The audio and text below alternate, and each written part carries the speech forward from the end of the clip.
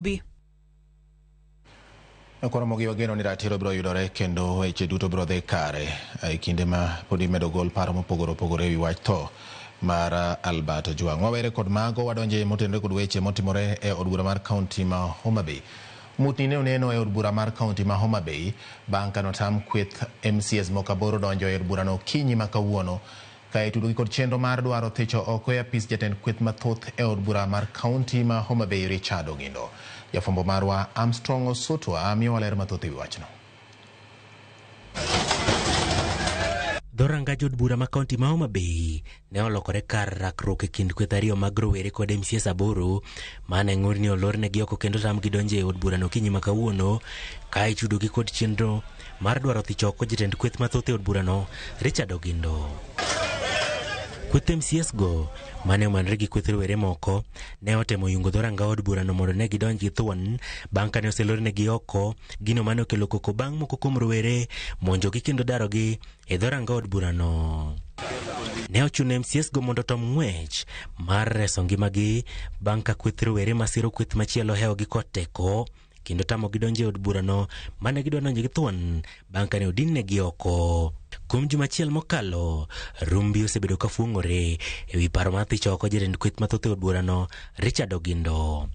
Kata kamano, Ogindo kod sipika mar od bura no kaachiel kod MCS bura mane nitie e bura no ne onyiero paro makamano ka okoni kwe nitie e od bura no kendo oseyo josiasa mamoko e kaunti no kuom temo kelo koko e od bura no. Chieng' manong'ondo tho nawacho ne ane mane manya mondo jomoko ne gitieko gi gavana.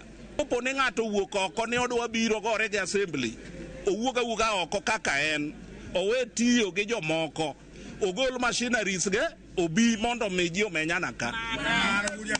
Jo manyo umiyo pesa go biro ka ji abiriyo kende kol marach. So majority position mar majority leader ne okabede gi thuon, but members prang'wen gi nitoka abede nyaka 2027. Kela pachi no mondo jowuoyo maber. To kiki bigi weche manono. Pika mar od bura Polycarp Okombo bende ne okwedo rumbi moko ni nitie paro mar thicho oko jatend kweth mathoth no ka okoni mago weche mag siasa kendo onge paro ma MCA moro amora osetero e apise mar golo e apis jatend kweth mathoth Richard Ogindo. Pok ayudo barua moro amora e ofisa makwayo ni mondo gol majority leader. Koro gik muwinjo kiwacho ni dwa gol majority leader go gina gik social media. Onge mosekelo ofisa kata chiel.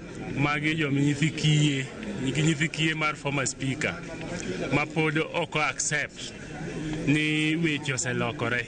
So you want to say that any external forces which wants to interfere with the assembly, we will not allow, we will not condone, we will not, and we will shame them. With MCS mana otam donjo od bura no ka otel ne gi MCA makanya mwako logi ward David Olo gi nyawadgi makanya duto Apopo Lentana to koro seyo jatend kweth mathoth e od bura no Richard Ogindo magi wacho ni nyayo mibadhi kotelo mar agoko mar sando MCS kod jotije mag od bura no mani kod paro mopogore kod mare. Giwacho ni wan wathin onge numbers ka onge numbers ma jabiriyo tang'o miyo gitamo no kod assembly nikech kata osiepe gi mar assembly kanyo mosiepe ma jotije no osego kogi mondo gole ogdo mana wuoyo mana omiyo kod dwar ni wadonji mondo wachak process mar wacho ni ogombulu mondo gole to gombulu ken ma okelo watch leader MCS mar ODM e assembly kata genji 43 modong 46 modong aboro ginjo independent out of 46 gi almost prario gaberio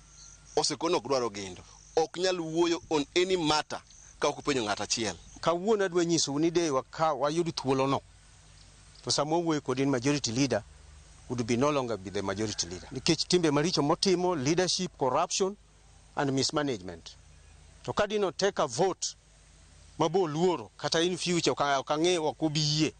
MCS go bende okoni onge ng'ama biro umo dhogi kata tamo gidonjo od bura no ka giwacho ni lweny mar kelo lokruok kotelo makare od bura no gibiro go nyaka giko ka gikone Ogindo mondo weyo nying gavana mar kaunti no e weche mag assembly. Sama wene nitie jomosechungi to jomochungi gi gin joma tindo te to gin gi families bende matindo monego bed ni gi take care kendo rango gi.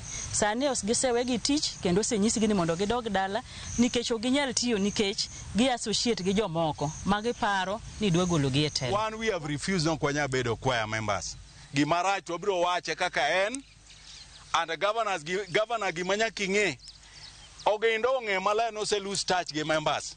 Gima chande ne nyaka no drag e lweny ni mondo idonje mondo ine kaka inyalo protect. Ogindo en ng'ama inyagol nikech wan ema norwake. Ka members ol kode ni dwa gole, igole agola tichak irwako ng'ama chielo. And Jeff, I'm not interested to be a majority leader. Armstrong Osutwa, Ramogi TV. Kowere kod mago ne jadak moro ma Siaya, Francis Otieno, dwaro mondo